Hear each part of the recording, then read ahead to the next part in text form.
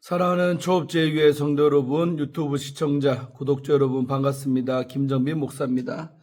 간밤에도 평안히 잘 주무셨습니까? 오늘은 2026년 1월 19일 월요일 아침입니다. 오늘도 주 안에서 복된 날 되시기를 주의 이름으로 축원합니다. 자, 기도하고 오늘의 말씀 묵상을 시작합니다.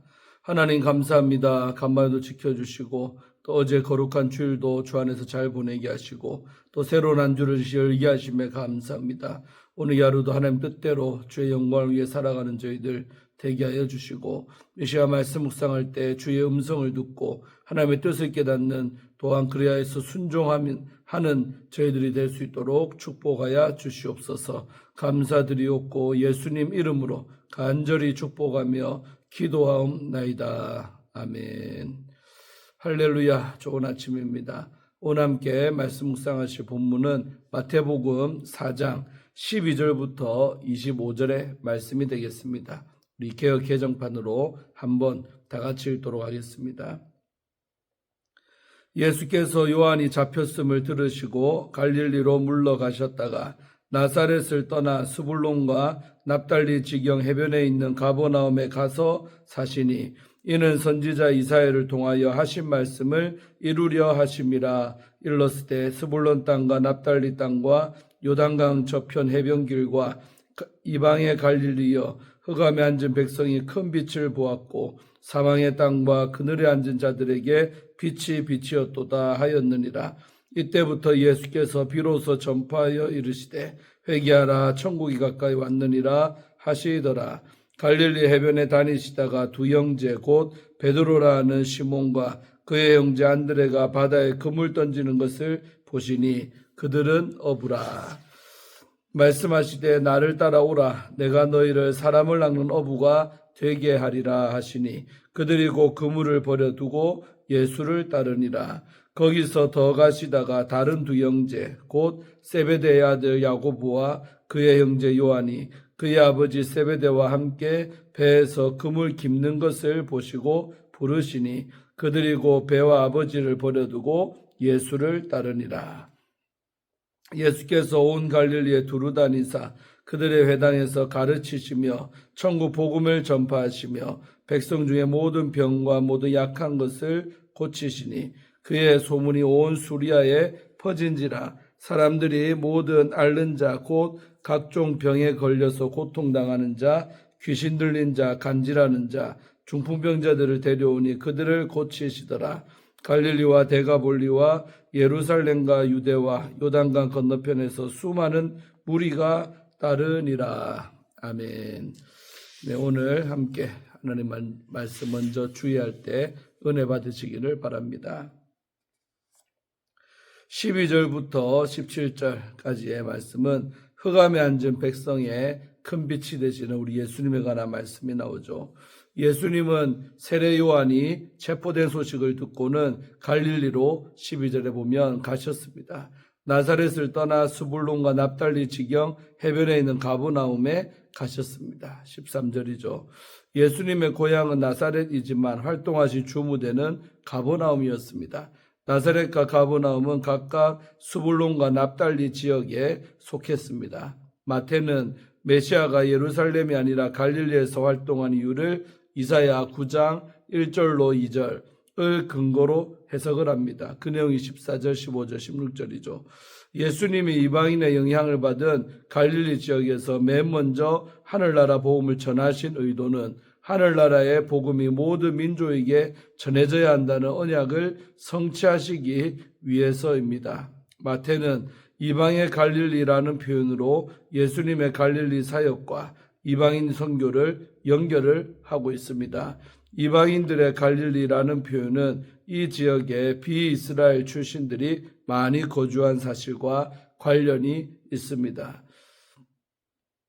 갈릴리 거주민들은 BC 732년에 아수르의 침공으로 포로로 끌려갔고 외국인들로 갈릴리의 인구가 채워졌습니다.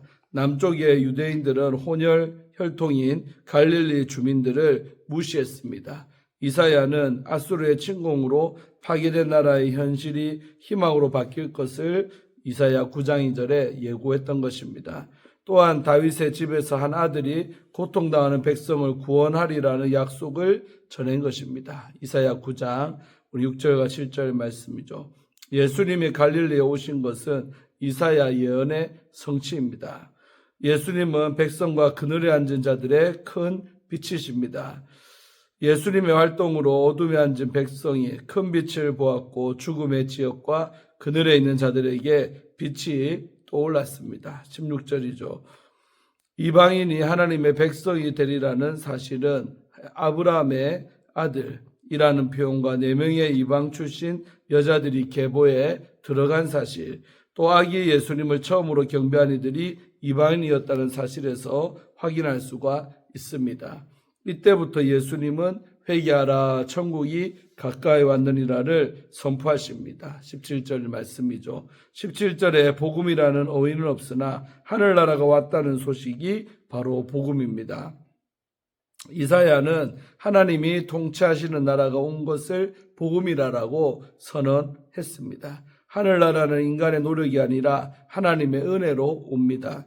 회개는 은혜에 대한 반응이죠. 회개한 사람들만 하늘나라의 백성이 됩니다. 예수님의 나라는 모든 병과 약함을 치유하는 나라입니다. 죄인들이 구원을 받고 갇힌 자들이 해방되는 나라입니다. 다음으로 우리 18절부터 22절은 하늘나라의 새 백성에 대한 내용이 나옵니다. 예수님은 하늘나라의 복음을 전할 제자들을 부르십니다. 갈릴리 바닷가를 걷던 예수님은 생선을 잡고 있던 베드로와 안드레 형제를 보셨습니다. 예수님은 베드로와 안드레에게 나를 따라오라고 19절에 보면 명령을 하십니다. 당시에는 학생들이 랍비와 같이 거주하면서 교육을 받았습니다. 랍비에게 무엇을 배우려 하는 사람은 선생을 찾아가서 배우고 목표를 이루면 다른 랍비에게 가서 배웠습니다. 그러나 예수님은 삶의 현장을 찾아와서 어부들을 제자로 부르십니다. 이런 점에서 제자들을 부르는 우선권은 예수님께 있습니다. 당시 사람들은 율법을 배우기 위해 스승을 찾아갔으나 예수님은 자신을 따르라고 명령하십니다.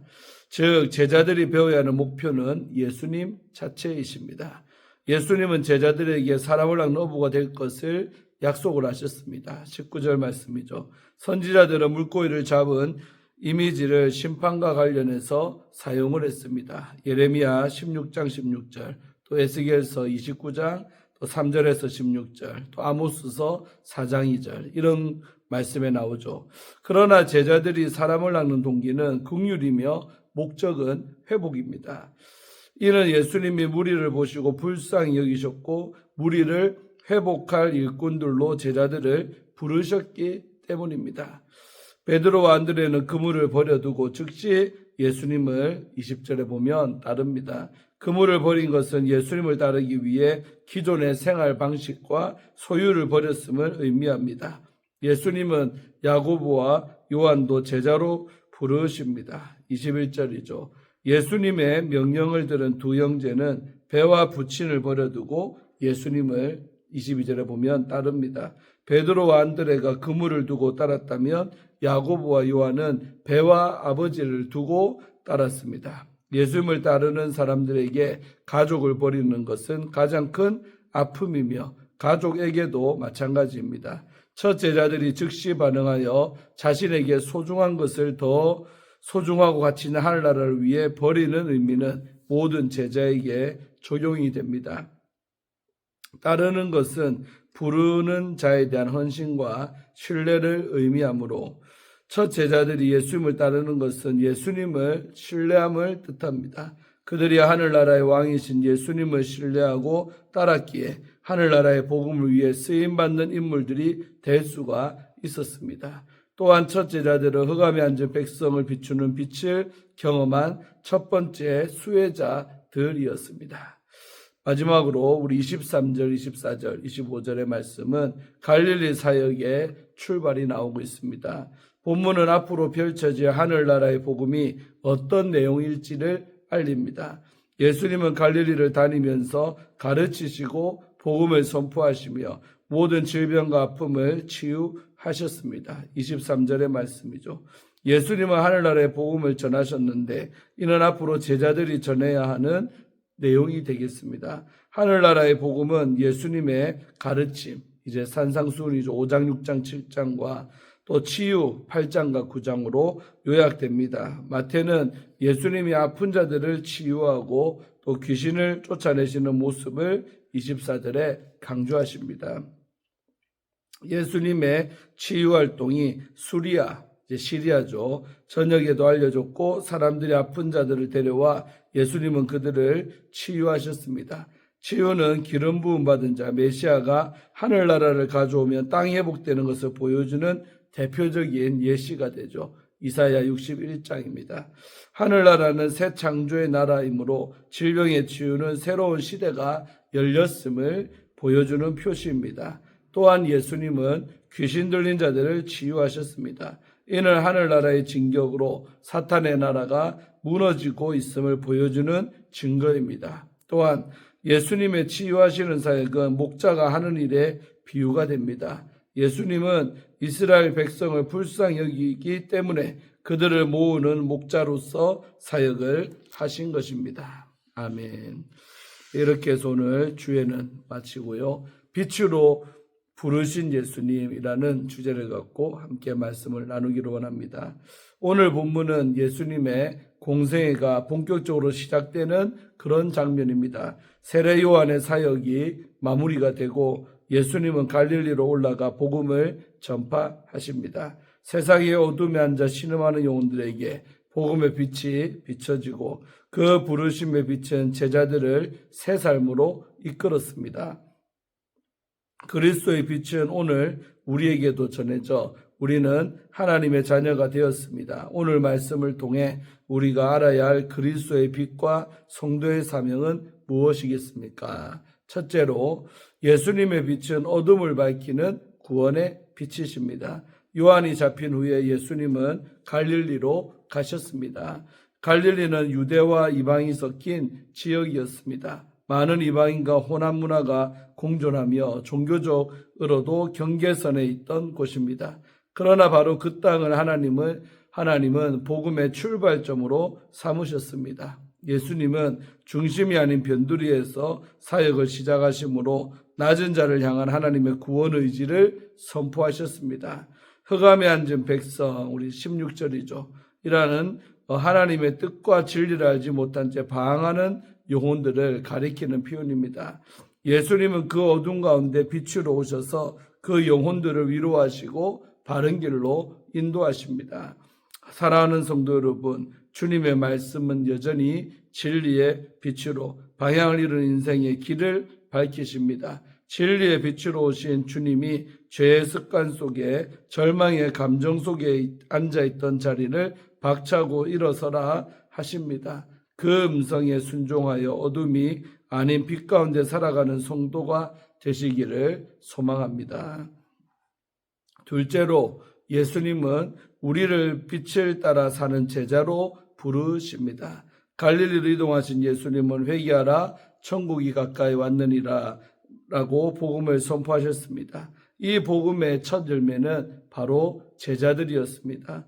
예수님은 갈릴리 해변을 거니시다가 두 형제 베드로와 안드레를 부르셨습니다. 제자들을 먼저 찾아가시는 은혜를 보여주신 것입니다. 야고보와 요한도 부르심을 받았습니다. 부르심에 반응하는 제자들의 모습에 즉시 곧이라는 표현이 반복되고 있습니다. 이처럼 부르심 앞에서 핑계대지 않고 즉시 순종하는 것이 바로 믿음의 시작입니다. 이때 주님은 먼저 나를 따라오라고 하셨습니다. 사명은 주님을 따른 결과이지 조건이 아닙니다. 오늘 우리도 같은 부르심을 받았습니다. 제자들의 길은 삶의 중심이 바뀌는 길입니다. 그 길에서 우리는 주님을 만나고 사람을 살리는 사명의 삶을 배웁니다.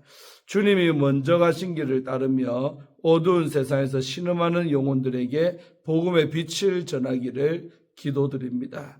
마지막으로 우리는 복음의 능력으로 세상을 밝히는 사명에 순종해야 합니다. 예수님의 사역은 갈릴리 전 지역으로 퍼져나갔습니다. 주님은 회당에서 가르치시고 천국복음을 전하시며 모든 병과 약한 것을 고치셨습니다. 복음은 단순한 지식이 아닌 실제 치유와 회복의 능력으로 나타났습니다. 천국복음은 예수님이 선포하신 중심 메시지였습니다. 이는 새로운 나라의 시작을 의미합니다. 그 나라는 세상의 권력이나 제도로 세워지는 나라가 아니라 회개와 믿음으로 들어가는 영적인 나라입니다. 예수님은 그 나라를 말씀으로 가르치셨고 또한 사랑으로 보여주셨습니다. 오늘 우리에게도 동일한 사명이 있습니다. 복음의 빛을 받은 사람으로서 이 빛을 전하는 삶을 살아야 합니다. 가정, 직장, 공동체 안에서 복음의 온기를 전해야 합니다. 친절한 우리 말 한마디, 진심 어린 섬김 하나가 누군가의 마음을 비추는 복음의 불빛이 될 수가 있습니다. 사랑하는 우리 초업제교회 성도 여러분, 오늘 본문은 어둠 속에 임한 빛을 따라 나선 제자들, 또 빛으로 세상을 비춘 복음의 능력을 잘 보여줍니다. 주님을 따르는 길은 회개의 길이자 부르심에 응답하는 길입니다. 그 길은 때로 손해처럼 보이고 익숙한 자리를 떠나는 길이나 그 끝에는 주님의 빛이 있었습니다. 우리는 모두 어둠 속에 앉아 있었습니다. 그러나 빛이 우리를 찾아왔고 이제는 우리가 빛을 비추는 자로 부름을 받았습니다. 이 부르심에 순종해 어두운 세상을 그리스도의 빛으로 밝히는 성도님들 되시기를 주의 이름으로 축원드립니다. 우리 마지막으로 존 마크 코머가 쓰신 우리 24시간 나의 예수와 라는 두란노에서 나온 책의 일부분을 읽어드리고 마치려고 합니다. 알렉산드르 디마의 1600쪽짜리 책인 몬테 크리스토 백작을 읽지는 못했지만 짐 커비즐이 몬테크리스토 백작으로 출연한 동명의 영화는 내가 가장 좋아하는 영화 중에 하나입니다. 커비즐이 연기한 주인공 에드몽 당테스는 가장 친한 친구에게 배신당해 억울한 누명을 쓰고 이프섬 감옥에 갇힙니다. 거기서 그는 동료 수감자인 파리아 신부와 뜻밖의 우정을 쌓습니다. 당테스는 파리아 신부에게 끌리지만 예수를 믿는 그의 신앙에는 반감을 갖습니다.